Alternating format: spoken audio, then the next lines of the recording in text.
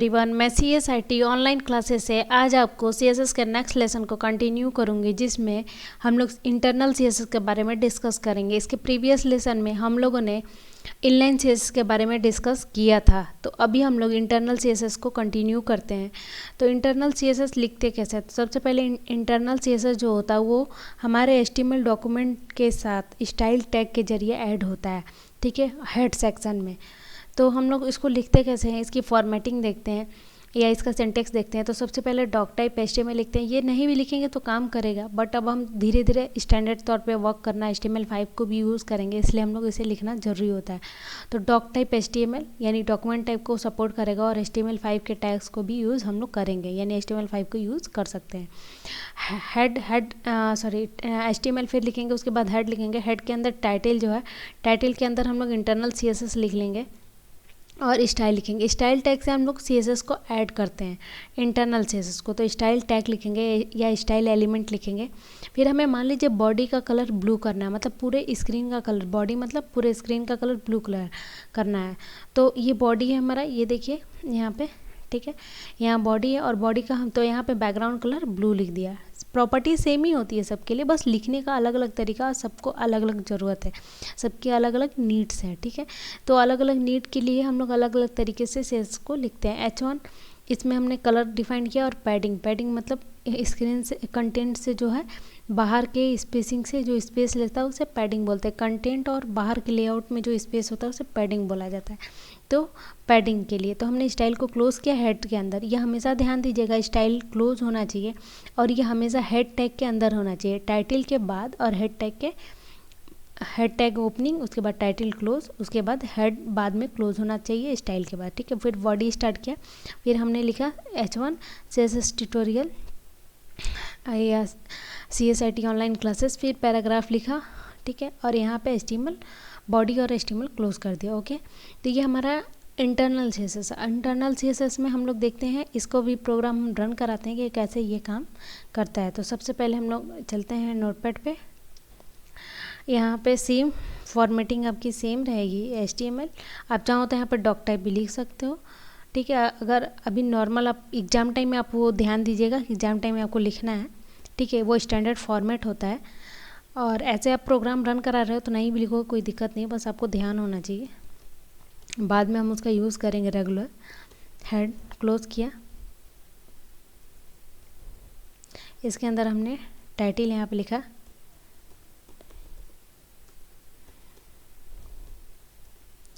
और यहाँ पे टाइटल को क्लोज किए। टाइटल के अंदर हम लोग यहाँ पे लिखेंगे कि टाइटल में नाम क्या दे रहे हैं, एक्सटर्नल CSS।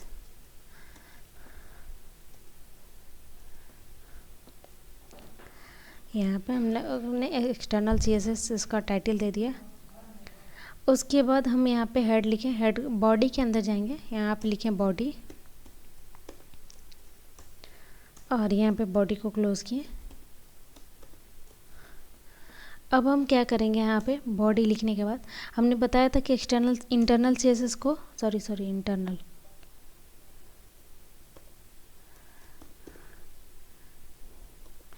इंटरनल CSS, तो इंटरनल CSS को हम लोग स्टाइल टैग से ऐड करते हैं। तो यहाँ पे लिखें स्टाइल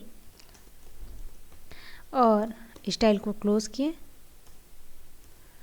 अब हम लोग यहाँ क्या करते हैं कि मान लीजिए हमें बॉडी का मतलब जो बैकग्राउंड का कलर है उसे रेड ब्लू जो भी आपको कलर करना है तो और उसको क्या, यहाँ पे हम लिखते हैं सबसे पहले बॉडी, कर्ली ब्रेसेस ओपन और क्लोज करते हैं। यहाँ पे लिखते हैं इसकी प्रॉपर्टी होती है बैकग्राउंड कलर चेंज करने के लिए, बैकग्राउंड, ठीक है, और यहाँ पे लिखते हैं कलर और जो भी आपको कलर देना है,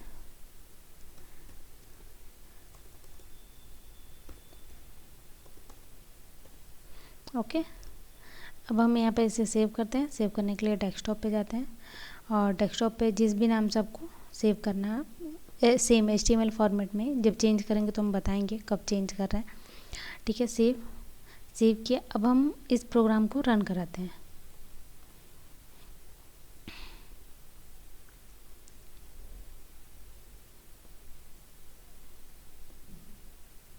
ठीक है। तो ये देखिए बैकग्राउंड कलर आपका क्या है, स्काई ब्लू आ गया।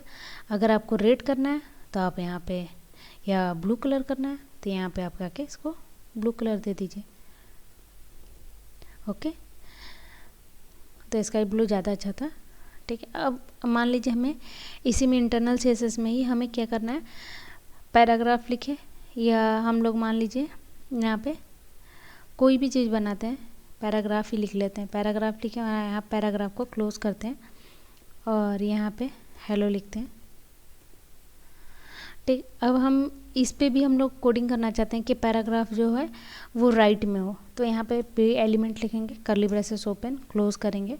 ठीक है, और यहाँ पे हम लोग पैराग्राफ में लिखेंगे, पैराग्राफ सेंटर में हो, तो जितने भी इस पेज के पैराग्राफ होंगे सारे सेंटर में होंगे। ठीक है, क्योंकि ये सारे पेज के लिए हम लोग स्टाइलिंग कर रहे हैं, क्योंकि अभी हम लोग सेलेक्टर का यूज़ नहीं कर रहे हैं, हम लोग सिंपल बेसिक अभी प्रोग्राम देख रहे हैं। ओके, तो यहाँ पे लिखते हैं टेक्स्ट अलाइन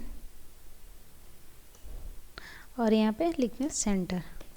ओके, सेमीकोलन, और इसे यहाँ पे रिफ्रेश करते हैं।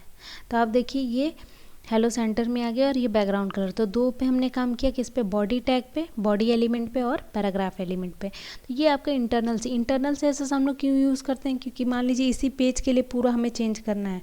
ठीक है, पर्टिकुलर इस पेज के लिए, सारे पेज के लिए नहीं, पर्टिकुलर इस पेज के लिए। जितने भी हम लोग वेब पेज में तो बहुत सारे वेब पेजेस होंगे HTML के, तो उसमें पर्टिकुलर किसी एक पेज के लिए हमें बहुत सारे चेंजेस करने हैं, तो हम लोग इंटरनल CSS का यूज़ करते हैं। लेकिन इंटरनल CSS थोड़ा लेंदी हो जाता है, अगर आप बहुत ज़्यादा कोड लिखते हो तो लोडिंग में टाइम लेने लगता है। ठीक है, तो कभी भी कोई चीज़ अगर आती है तो कुछ ना कुछ उसके ड्रॉबैक्स होते हैं। इनलाइन के बाद इंटरनल आया, इनलाइन का क्या ड्रॉबैक था, इनलाइन अगर एक ही टैग में आप मान लीजिए बहुत सारी प्रॉपर्टी लिखेंगे, जैसे पैराग्राफ में ही मान लीजिए इनलाइन में अगर हम लिखते हैं तो पैराग्राफ में बहुत सारा लिखते जाते, बहुत बड़ी लाइन हो जाती है, हमें पढ़ने में रीडेबल में बहुत दिक्कत होता है। ठीक है, और हर लाइन के लिए हम उस तरीके से नहीं कर सकते हैं, तो इंटरनल आया इनलाइन के बाद। अब इंटरनल में क्या दिक्कत होने लगा कि बहुत सारे कोड अगर लिखने लगे तो पेज लोडिंग जो होता है धीरे धीरे होने लगा। तो इसके बाद एक्सटर्नल का कॉन्सेप्ट है। ठीक है, तो इसके नेक्स्ट वीडियो में हम लोग एक्सटर्नल देखेंगे, एक्सटर्नल CSS कैसे लिखते हैं। ठीक है, O लेवल के कोर्स कंटेंट के अकॉर्डिंग सारा चीज़ आपको बताया जा रहा है, जितनी चीज़ें उसमें बताया गया कि ये चीज़ें पढ़नी है वो सारी चीज़ें इंक्लूड है। ठीक है, और बेसिक से अगर इतना CSS आप सीख लेते हो तो बेसिक आप एक वेब पेज डेवलप कर लोगे। Okay, thank you.